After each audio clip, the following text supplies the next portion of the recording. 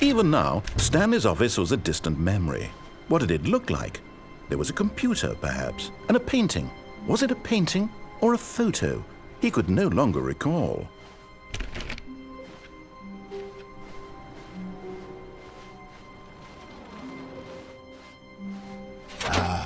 Stanley's bucket, the only co-worker he would ever truly need. Stanley clutched the bucket tightly to his chest. This was not the correct way to the meeting room, but Stanley had felt the bucket calling to him, telling him that the employee lounge was simply the place to be. And here it was. Had the bucket turned out to be correct? No, never mind. The bucket was wrong. Stanley took the door on his left to go back to the meeting room.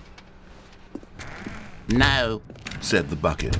don't go to the meeting room. Go somewhere else. The cargo lift, yes. Go there. Go to the cargo lift.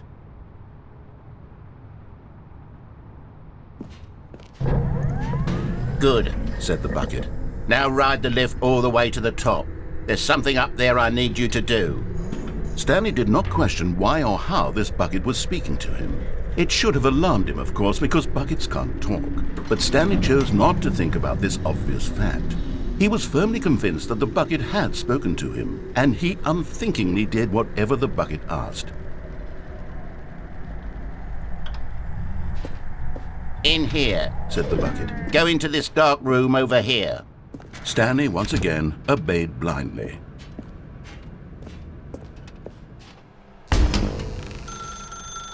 Now pick up the phone, said the bucket. Pick up the phone and it will take us back home, where we can go about life together.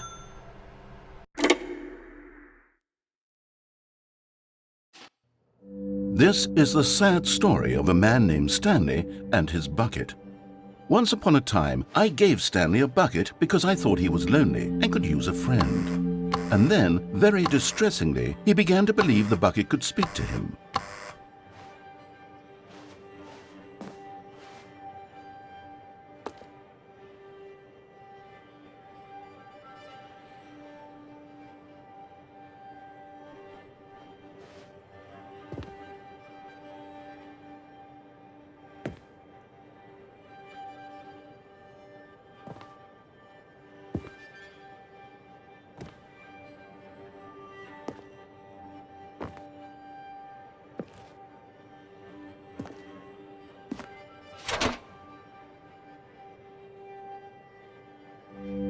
The Stanley Parable Reassurance Bucket was merely meant to provide the comforting glow of companionship. It doesn't literally talk and give you orders. Whatever Stanley is hearing the bucket say to him is just in his head.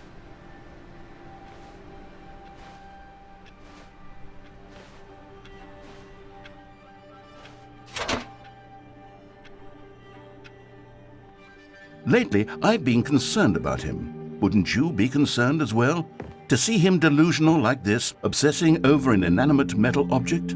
I want to say something to him, but I don't know how I can convince him. I don't know if he'll listen to me. Oh, I'll try anyway. Stanley, can you hear me? Listen to me. It's just a bucket. It can't think, it can't talk. All it will ever truly do for you is effectively transfer a liquid from one location to a different location. That's it. It doesn't do anything else.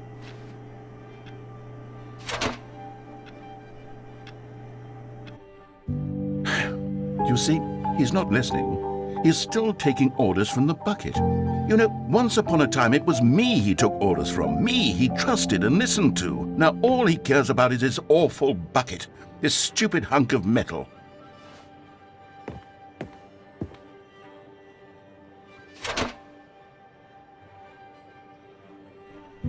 It's sad, but I suppose he doesn't need me anymore.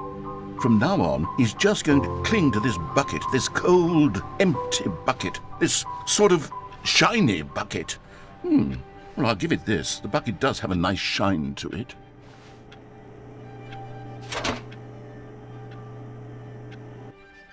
Yes, I suppose on closer inspection that it doesn't quite look like your average hardware store bucket.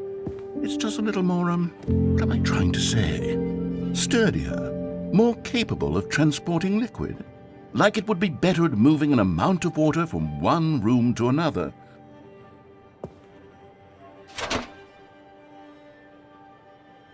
Oh my God, what am I saying? Better at carrying water from room to room. It's a bucket. It's literally just a bucket. Why do I feel some need to point out the ways in which it's so much more than just a regular bucket?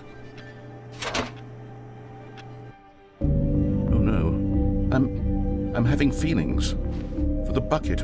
Oh no, what's going on? Why do I want to be with the bucket? Hear what the bucket has to say, do anything it asks. What's wrong with me? I don't understand. Perhaps if I had the bucket, this would be less confusing. Yes, the bucket could tell me what to do in this troublesome situation. Stanley, give me the bucket. Give it to me. Give me the bucket, Stanley. I need it. Give it to me now. Give it or I'll...